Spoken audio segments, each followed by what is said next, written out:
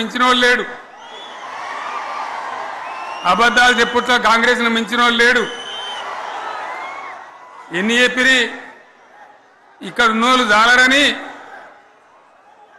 ఉన్న గాంధీలు లేని గాంధీలు డూప్లికేట్ గాంధీలు అంతా ఢిల్లీకి వెళ్ళి కూడా దిగిరి, చప్పట్లు కొట్టి డాన్సులు చేసిన స్టేజీల మీద. ఒకటి చెప్పిండ్రా, ఏమిత్తాడా కేసీఆర్ రైతు బంధు 10,000 ఇస్తాడు, మేము 15 ఇస్తాం చెప్పిండ్రా? చెప్పిండ్రా లేదా?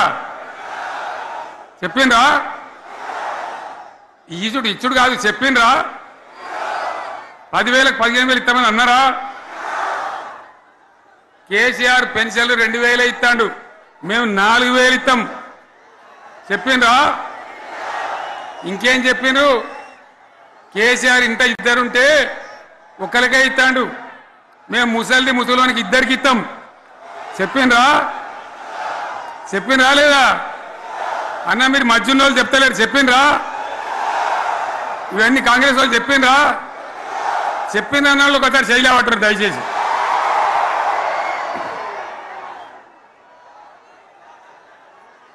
దివ్యాంగులకు కేసీఆర్ 4,000 ఇస్తాడు పెన్షను, మేము 6,000 ఇస్తామండి అన్నారా?